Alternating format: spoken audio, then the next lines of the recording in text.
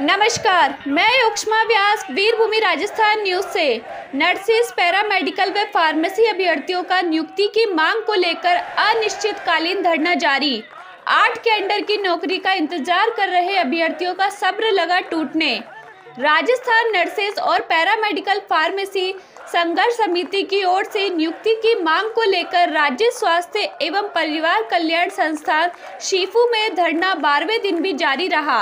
यह धरना चिकित्सा एवं स्वास्थ्य विभाग की ओर से नर्सिंग, पैरामेडिकल और फार्मासिस्ट सहित 8 अलग अलग कैडर की भर्तियों में चयनित अभ्यर्थियों की नियुक्ति को लेकर 18 जनवरी से दिया जा रहा है।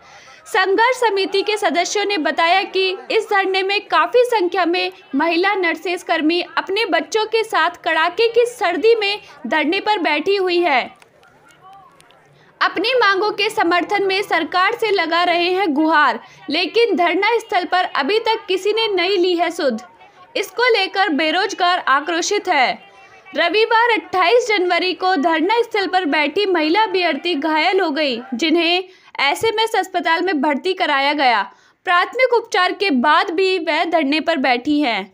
आज धरना स्थल पर विप्र सेना के राष्ट्रीय अध्यक्ष सुनील तिवाड़ी ने आकर धरनार्थियों से बातचीत की और कहा कि वह मुख्यमंत्री, चिकित्सा मंत्री सहित भाजपा सरकार से बात करेंगे।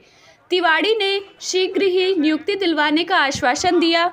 तिवाड़ी ने विप्र सेना के लेटर हेड पर अभ्यर्थियों को नियुक्ति दिलाने की मांग का एक पत्र राजस्थान के मुख्यमंत्री भजनलाल शर्मा को भी तुरंत भिजवा दिया। सुनील तिवाड़ी ने कहा कि तरीके से ये धरना पिछले 12 दिन से चल रहा है और 12 दिन से निरंतर मेरे पास यहाँ से फोन आ रहे थे कि यहाँ आओ, यहाँ आओ। तो मुझे ये लगता था कि कुछ युवा बैठे होंगे और वो धरना चल रहा है, पर यहाँ महिलाएं भी बैठी है, युवा भी बैठे हैं और बड़ी संख्या में बैठे हैं।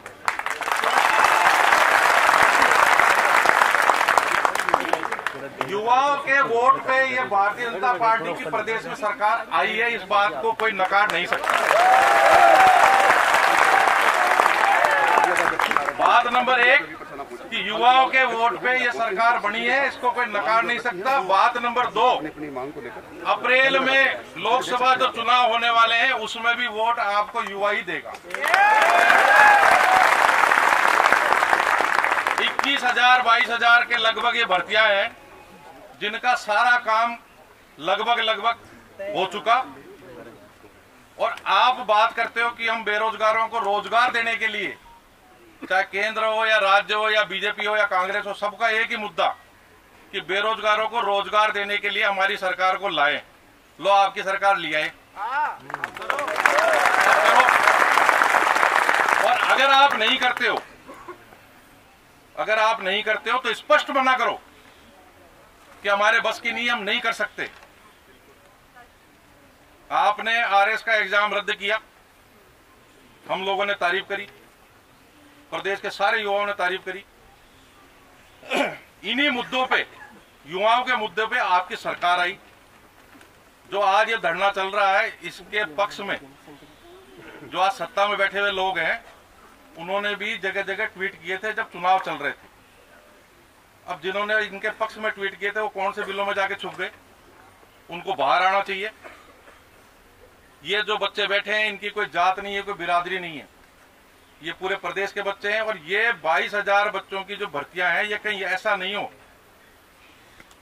आप अगर इनको हल्के में ले रहे हो तो हल्के में ना लें। 22,000 का मतलब ये होता है, 22,000 का मतलब होता है लगभग 1 लाख। अगर इनके पीछे 4 से कर दो तो आप ये लगभग 1 लाख के आसपास की संख्या है, ये इसको 22,000 ना ले। और अगर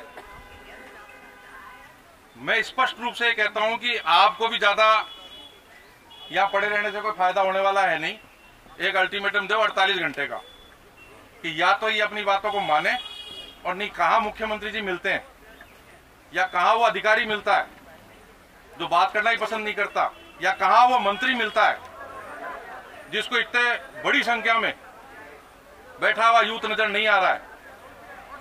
मुझे मुख्यमंत्री जी से पूरी आस है, क्योंकि मुख्यमंत्री जी खुद भी एक युवा है और बड़े संवेदनशील प्रभावी मुख्यमंत्री साबित हुए अभी तक। उन्होंने बड़े बड़े डिसीजन मजबूती से लिए हैं। ये डिसीजन लेने का काम नहीं है, तो डिसीजन पहले हो चुका। इसमें कोई आप एहसान करने वाले नहीं हो, बिल्कुल भी। ये तो आपका दायित्व तो वैसे भी बनता है, और ये सारी प्रक्रिया करके, सब प्रक्रियाओं से पूरे होके ये बच्चे यहाँ तक पहुंचे हैं, तो इसमें किसी के एहसान की जरूरत नहीं है। एक निर्धारित समय के अंदर आप लोग बैठ के तय कर लो कि ये एक टाइम दे दो, नहीं तो ये तो इनकी तरफ से तो 12 दिन क्या और 20 दिन बैठे रहो। एक टाइम दे दो कि साहब इस तारीख तक अगर ये करते हैं तो ठीक है, नहीं मैं सबसे आगे मैं हूंगा, पीछे आप होंगे, जिधर वो मिलते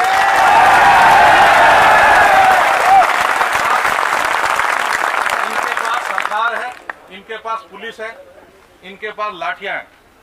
हमारे पास हमारी नहीं हौसला है, नहीं हमारी बेरोजगारी है, हमारी भूख है, हमारी मजबूरी है। जिस मजबूरी के ऊपर रोटी सेक के ये सत्ता में आते हैं, इन बेशर्मों को ये सोचना चाहिए।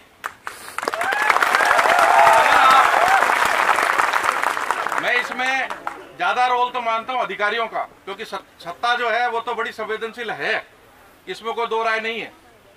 अधिकारी प्रॉपर तरीके से बातों को ऊपर नहीं पहुंचाते, क्योंकि उनको वो तो खा पी के मोटे पेट करके बैठे हैं। इनके बच्चे विदेशों में पढ़ रहे हैं, उनको इन बच्चों की तकलीफ क्या मालूम पड़े। अच्छा, इसमें भी कौन सी आप सोने की खान दे रहे हो, 20-20, 30 हजार की नौकरियां बांट रहे हो, जिसमें भी इतने नाटक।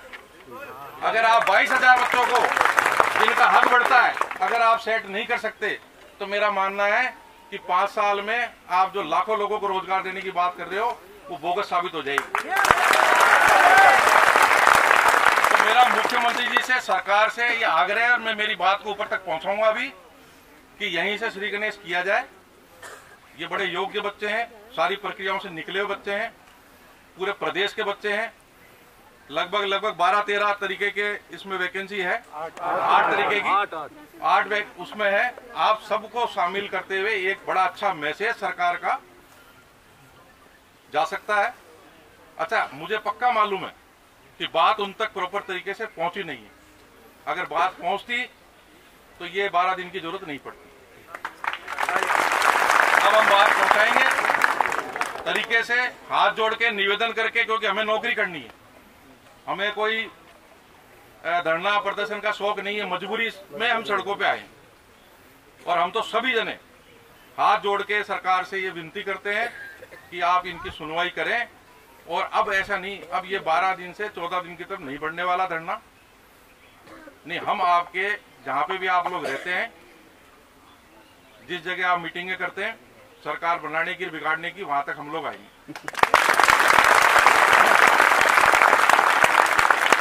सत्ता का रास्ता ये युवा है, इस बात को इनको समझ जाना चाहिए। कुछ भी करने की आवश्यकता नहीं है। राजस्थान प्रदेश के युवाओं का अगर मन जीतना है आपको आने वाले चुनाव में, तो ये 21-22 हजार भर्तियों को कर दीजिए, निश्चित तौर पे युवा आपका हो जाएगा। अब आप लोगों को निर्णय लेना है कि 2 दिन या 3 दिन, इससे ज्यादा नहीं। आप लोग अपना निर्णय ऐसे नहीं जोश में आके नहीं, सब जने बैठ के, सारे जने जो आपके जो अलग अलग डिपार्टमेंट के लोग हैं, एक बार बैठ के तरीके से एक निर्णय लें। और निर्णय लेने के बाद ये जो रास्ता है, ये जिधर नौकरी दिलाने के लिए जाता है उधर हम चलेंगे, और आगे मैं हूँ, यहाँ नहीं बैठेंगे। क्योंकि यहाँ बैठने का मतलब ये है कि भाई आप धीरे धीरे करके 12 दिन की तरफ तो बढ़ ही चुके, तो इसका 12वां तो आज हो चुका। अब तो हमारे नागौर में कहावत है, या तो बाप दिखा नहीं मोसर कर, दोनों में से एक काम तो उनको करना ही पड़ेगा। तो आप लोग एक निर्णय लीजिए कि अपने को 2 दिन बाद चलना है या 3 दिन बाद चलना, आप मुझे सूचना देना, और बिना कोई झिझक के, क्योंकि हमारे ना तो बीजेपी से लेना देना, ना कांग्रेस से लेना देना, हमारे को तो हमारे युवाओं से लेना देना है। इनके लिए अब निर्णय आप लोग लीजिए, ठीक है। तो मानो हमने तो ये कहा था एग्जाम होने ही नहीं देंगे। जब इनकी मतलब बच्चियां बैठी यहाँ पे, नहीं तो मैं मेरी भाषा में बताता कि इनको जब समझ में आ गई कि एग्जाम तो होंगे नहीं, तो इन्होंने पोस्टपोन कर दिया। तो हाल फिलहाल आप पहुंचे हैं युवाओं की आवाज़ उठाने के लिए, पैरामेडिकल से जो जितने भी अभ्यर्थी हैं उनकी आवाज़, नियुक्तियों की मांग को लेकर क्या लगता है कि आप सरकार कहीं ना कहीं मांगे, क्योंकि इनके बाद बिल्कुल सरकार को मानना पड़ेगा। नहीं, विप्र सेना की 723 इकाइयाँ पूरे प्रदेश में, ये धरना यहीं नहीं चलेगा। हम यहाँ से साइड अधिकारियों तक नहीं जाएंगे, पूरे प्रदेश में ये आंदोलन चालू होगा। इनको देना ही चाहिए। ये आंदोलन तो बाद की बात है, राजी राजी दे ना। देखिए सबसे बड़ा सवाल यहाँ ये होता है कि आज 12 दिन से सरकार द्वारा पहल की गई है। हाल फिलहाल एक सूचना आई है कि इनको बुलाया गया है डेलीगेशन के लिए, लेकिन तमाम जो सुविधा है उनका यहाँ पे होता है। बात करें मेडिसिन की, बात करें रहने सहने खाने पीने की बात करें, अभ्यर्थी जो है पूरे दिन में एक टाइम खाना खा रहे हैं अपने लेवल पे। क्या कहेंगे आप? मुझे पूरा भरोसा है हमारे मुख्यमंत्री जी पे, और आप देखना निश्चित तौर पे ज़्यादा नहीं, अब कुछ घंटों के अंदर इनके पास सूचना आएगी और ये उनके साथ। अच्छा, इसमें कहीं ये तो कहीं नहीं रहे ना कि भाई कोई एग्जाम होना है, कुछ हो चुका, इनका सब कुछ कंप्लीट है, बस आपको इनको नौकरी पे चढ़ाना। तो बहुत इजी काम है मुख्यमंत्री जी के लिए भी। और बस इसमें जो बाधा है वो जो पुराने अधिकारी जो बैठे हुए हैं, जिनके ट्रांसफर पोस्टिंग अभी हुए नहीं, जिनकी आदत में आया हुआ है भ्रष्टाचार, जिनकी आदत में, वो बाधा।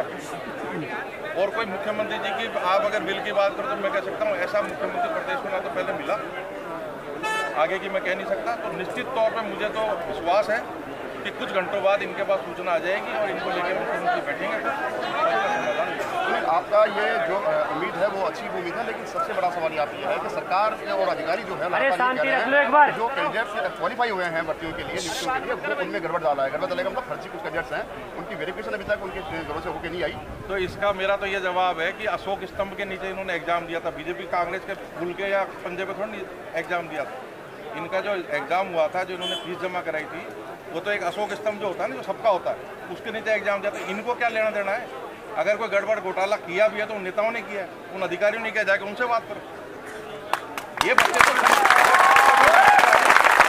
मतलब आप ये कहोगे। अच्छा, एक फिर वो बात ये आती है कि भाई चलो घोटाले वाले आपको पसंद नहीं है, पर सरकार में तो आप उनको ले लेते, ऐसे नहीं चलेगा।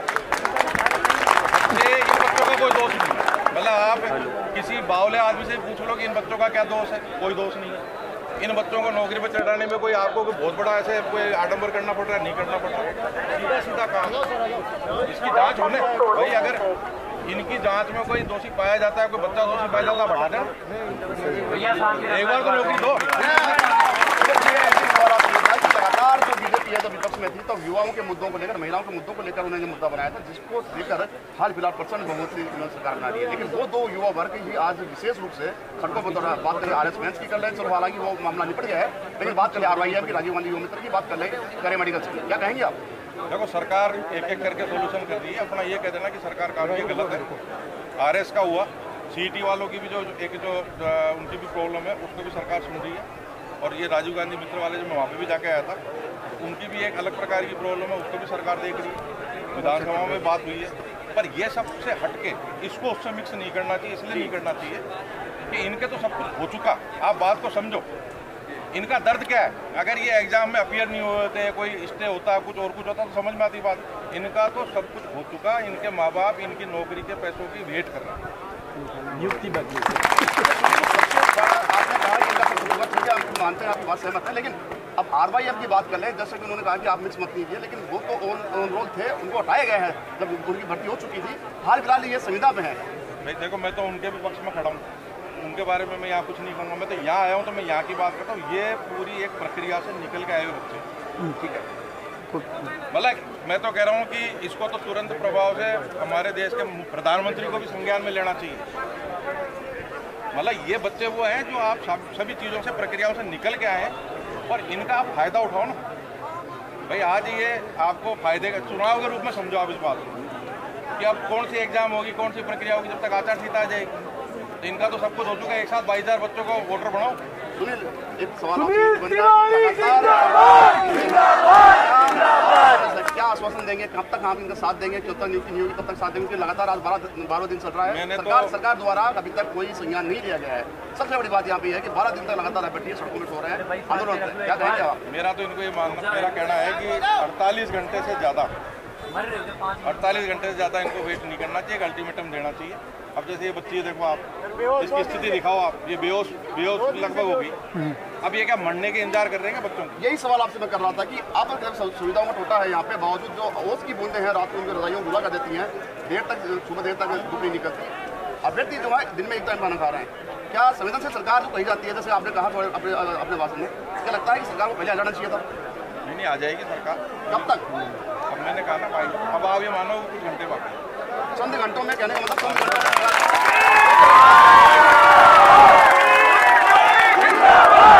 आना पड़ेगा। वही मैं फिर कह रहा हूँ, हमारे को ऐसा नहीं कि गेट वेट सब जो है सब बंद कर देंगे, फिर हम नजर आएंगे। ये माना जाए कि कहीं ना सुनील तिवारी यहाँ पे पहुंचे हैं, तब जाके सरकार कहीं ना कहीं अभी हिलने वाली है, क्योंकि तमाम जो नेता है वो अभी तक यहाँ पर पहुंचे नहीं थे। हाल फिलहाल विपक्ष सेना के अध्यक्ष सुनील तिवारी नेता तो जब पहुंचेंगे जिस दिन वो आदेश पारित होने वाला होगा ना, उस दिन 5 नेता आगे यहाँ खड़े हो जाएंगे। दबाव तो इन बच्चों को बनाना पड़ेगा। हाल फिलहाल जो आपने दिया है कि चंद घंटों में या चंद दिनों में, चंद दो घंटे में आपने कहीं बात नहीं कही, क्या रणनीति रहने वाली? रणनीति तो जैसे ये यहाँ बैठे, ये गेट खुला हुआ है, ये गाड़ी जा रही है, 7 लोग जा रहे हैं, इनको रोकेंगे, बैठ जाओ, इनकी गाड़ियाँ तोड़ेंगे, सालों बैठ जाओ, नहीं समझ में आ रही, इनकी बच्ची बेहोश हो गई। ये जो अधिकारी जो भी जा रहा है, अब कर्मचारी जा रहा है, इसके घर में ही बच्चे होंगे। अबे मैं तो वैसे अब ज्यादा तो बोलूँगा नहीं, क्योंकि मेरा नाम पूजा है जी, मैं सीकर संभाग से बिलोंग करती हूँ जी। कल्पना गरवाल, मैं चूरू से बिलोंग करती हूँ और पिछले 12 दिन से यही धरने को उपस्थित हूँ जी। सर, जैसा कि आप सबको ज्ञात है, मीडिया वाले सब लोग इस चीज से परिचित है। 12 दिन से धरना चल रहा है, अनशन चल रहा है, हमारी बहनें बिल्कुल परेशान है, रोड पे आ गए, बच्चों को लेके बैठे हैं, अपने माँ बाप को छोड़ के, वो भी दिन रात सो नहीं पा रहे कि अपनी बहनें, अपनी बेटियां कहाँ रह रही है, किस दौर पे आ रहे हैं, वो आपको पता है। कल इसकी कितनी तबीयत खराब हो गई, इसको आधे घंटे तक होश नहीं आया और मैंने मेरी गोद में पड़ी थी और मेरी रूह कांप उठी थी, मैं पूरी रात तक सो नहीं पाई थी, डिप्रेशन में चली गई थी। अगर इसको कुछ हो जाता तो हम क्या जवाब देते? सरकार को ये समझना चाहिए कि पिछले 12 दिन से हम यहाँ पड़े हैं, कोई किसी भी प्रकार का कुछ भी इनका कोई वार्तालाप करने आता है, ना कोई हमें संभालने आता है, ना किसी प्रकार का प्रशासन की व्यवस्था है। ये हमारे सारे भाई बैठे हैं, ये हमारी व्यवस्थाएं करते हैं, हमारे लिए पूरे दिन ये बैठे रहते हैं और बाहर चौकीदारी करते हैं कि ताकि हमारी बहनें सुरक्षित सो सके। हम किस तरह से सोए, भाई कैसे सोएंगे? हमारी बहनें रोड पे आ गई है। सर, आपसे इतनी दरख्वास्त है कि आप सरकार को इस बात से परिचित करवाइए कि पिछले 12 दिन से हम यहाँ भूखे प्यासे पड़े हैं, हम पढ़े लिखे नौकरी प्राप्त किए हुए में हम अरे करे नहीं है, रोड पे क्यों बैठे हम? वो जवाब लीजिए, आप उनसे सवाल कीजिए, क्योंकि आप मीडिया कर्मी है, चौथा स्तंभ है, सिर्फ आप भी उनसे सवाल कर सकते हैं, किसी और को हक नहीं है। आप सवाल कीजिए, उनसे जवाब लीजिए और हमें जल्द से जल्द नियुक्ति दीजिए, क्योंकि हम तब तक नहीं उठेंगे जब तक नियुक्ति नहीं मिलेगी, नहीं उठेंगे। हमारी बहनें पड़ी, हम यहाँ सोएंगे, पढ़ेंगे, जी रहेंगे, लेकिन नहीं उठेंगे। 12 दिन से बैठे हुए हैं बाहर सड़कों पे, छोटे छोटे बच्चों को लेकर हमारी बहनें बैठी हुई हैं, घर परिवार अपने बच्चों को छोड़कर और अपने ससुराल परिवार वालों को सबको छोड़ के यहाँ पे बैठी हुई है। हमारी बहन कल बेहोश हुई थी, वो SMS के अंदर एडमिट थी, अभी तक भी हमारी बहन को प्रॉपर होश नहीं है, अभी तक भी हमारी बहन बैठी हुई है, बैठ नहीं सकती, इस कंडीशन के अंदर है। ये तलाकशुदा है, इनको घर परिवार से बोल दिया गया है, विधवा है, घर परिवार से इसको बोल दिया गया है कि घर से बाहर निकल जाए, जहाँ तक नौकरी नहीं मिले वहाँ तक हमारे घर पे नहीं आए। अब ये बाहर हैं, इसका आप मीडिया कर्मी हो, आप राजस्थान सरकार से और वजनदार सरकार से, बीजेपी सरकार से, चिकित्सा मंत्री जी से आप पूछ सकते हो और आप क्वेश्चन करना कि आखिर क्या कारण है।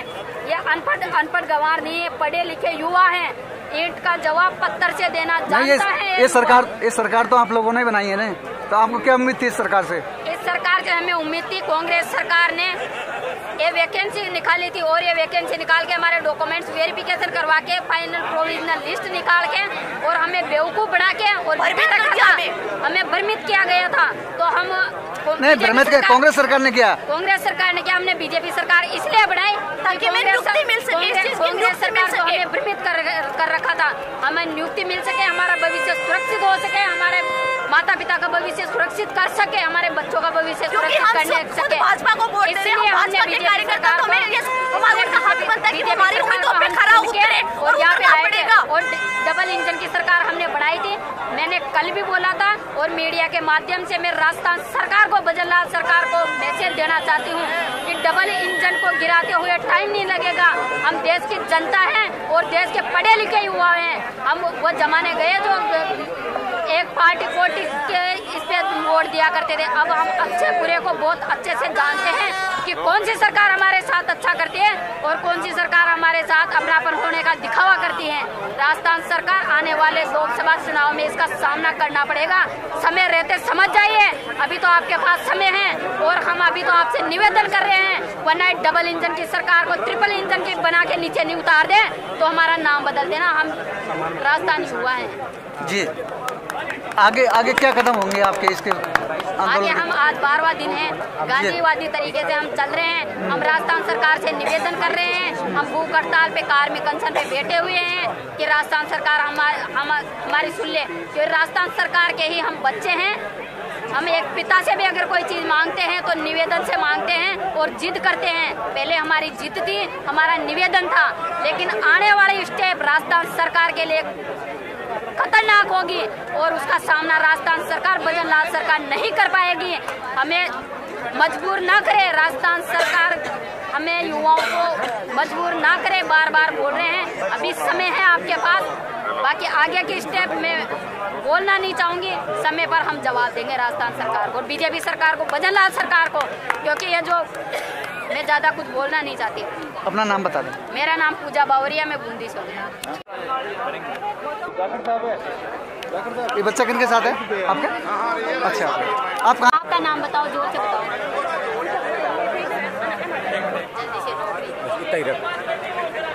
बता बेटा, अपना नाम बताओ अपना। अच्छा, आप यहाँ किस लिए आए हो? आप नौकरी लेने आए हो? आप अपनी नौकरी लेने आए हो या किसकी लेने आए हो? मम्मी और पापा दो जनों की, दोनों की है। नौकरी दो, नौकरी दो, नौकरी दो, नौकरी दो, नौकरी दो, नौकरी दो, नौकरी दो, नौकरी दो, नौकरी दो, नौकरी दो, नौकरी दो, नौकरी दो, नौकरी दो। डिपुटेरी डालना चाहिए, नहीं चलेगी, नहीं चलेगी। डिपुटेरी डालना चाहिए, नहीं चलेगी, नहीं चलेगी। अगर पता नहीं शर्म करो, शर्म करो, शर्म करो। अगर पता नहीं शर्म करो, शर्म करो, शर्म करो। अगर पता नहीं शर्म करो, शर्म करो, शर्म करो। अगर पता नहीं शर्म करो, शर्म करो, शर्म करो।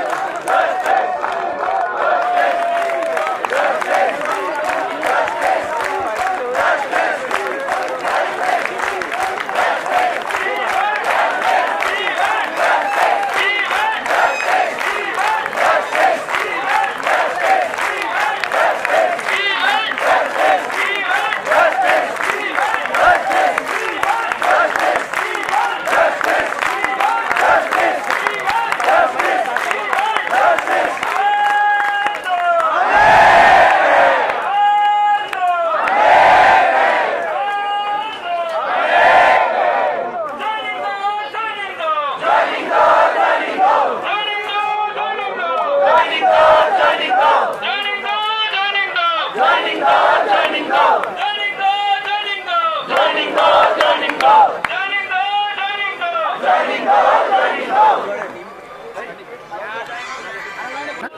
नाम पारस कंवर है, मैं एनएम पद पे हूँ जी।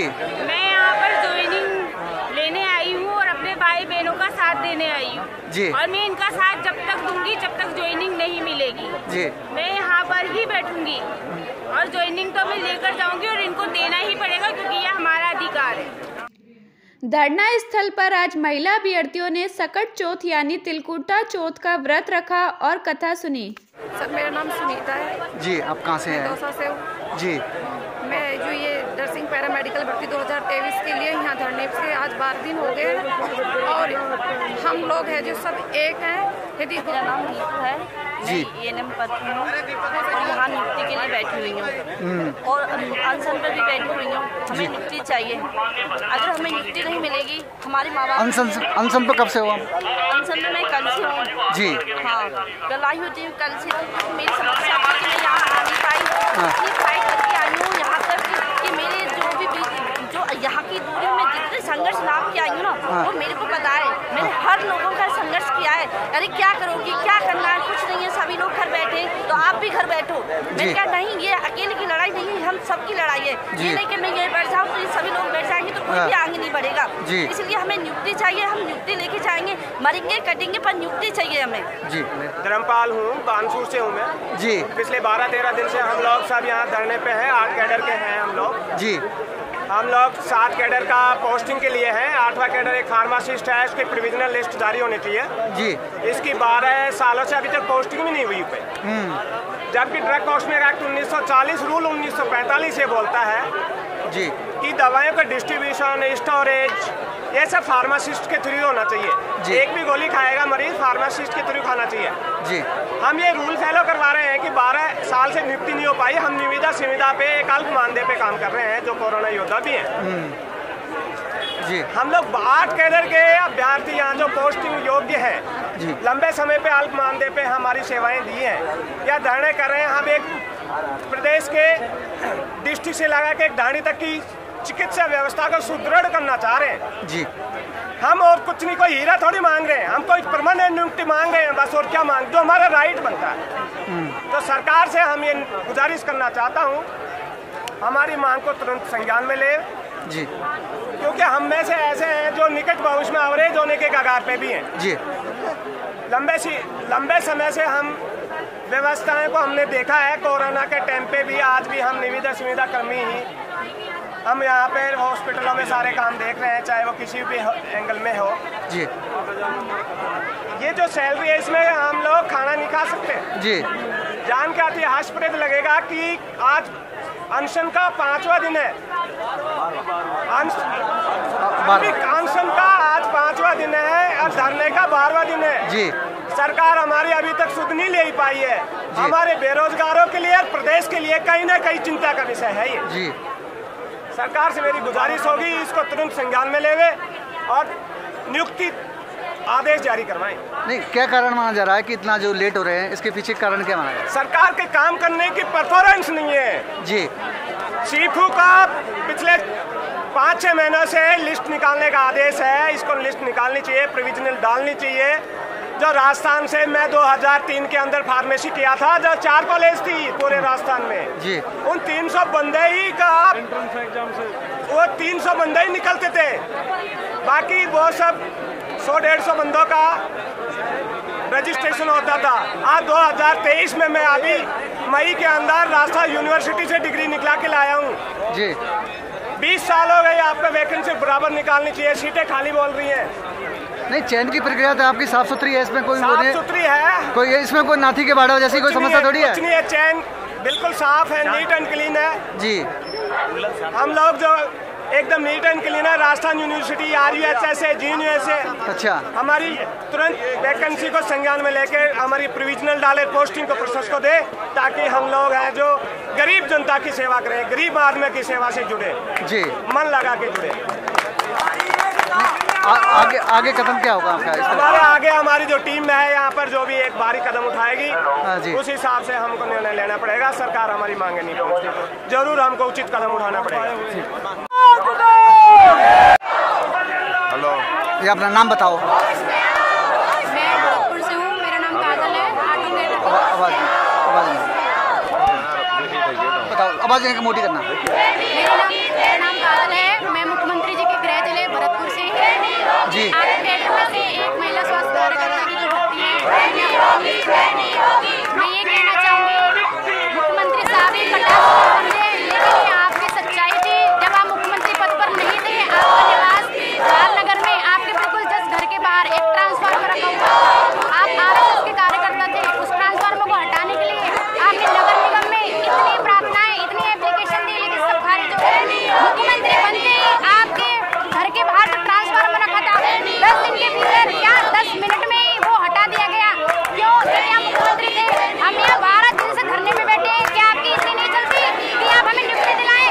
सीपू वालों से कुछ कहें, चिकित्सा मंत्री को अलर्ट करें कि इन्हें नियुक्ति दो। 10 मिनट से ज्यादा 1 महीना हो चुका है आपको मुख्यमंत्री बने हुए, लेकिन आप कहाँ से हो रहे हो? शायद आप अपनी आप बीती भूल चुके हो, तो हम याद दिला दें। मैं भी भरतपुर से हूँ, जहाँ आपका निज निवास है, मैं भी वहीं से ही हूँ। जब आप 10 मिनट में ट्रांसफार्मर हटा सकते हो, तो 12 दिन में नियुक्ति नहीं दिला सकते।